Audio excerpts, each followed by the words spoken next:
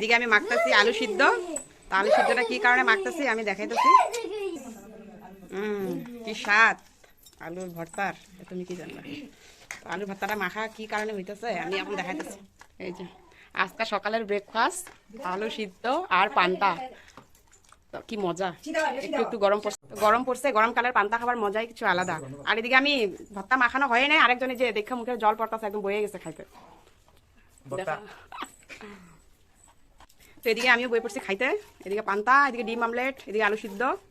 তো আমার তো দেখার সহ্য হইতেছে না, খাই বহুত দিন হয়ে গেছে খাই নাই পান্তা। আর পান্তা খাবার স্বাদই আলাদা। আর এই যে ভুক্কর দুজন বলছে, এদিকে পান্তা লইয়া বলছে, আজকে খিচুড়িও। দেখো কতগুলো খাইব দুজনে, পেট ভাবতে পারো কত বড়। আজকে মা বলছে মার নাতি লইয়া খিচুড়ি খাইতে, কিন্তু খাইতে শান্তি আর দিতেছে না। কি অবস্থা। আর এই যে রয়েছে এক গামলা, সব বয়ে গেছে খাবার লেগা।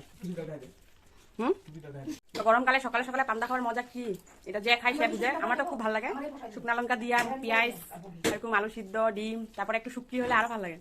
কিন্তু শুটকি আসছিল না, তালিকা শুটকি ভর্তা করি নাই, নাহলে শুটকি ভর্তাও করতাম। শুটকি ভর্তা লাগে তো আরো ভালো লাগে। তো আমি খাই পান্তা, তোমরা থাকো বয়া। Bye bye.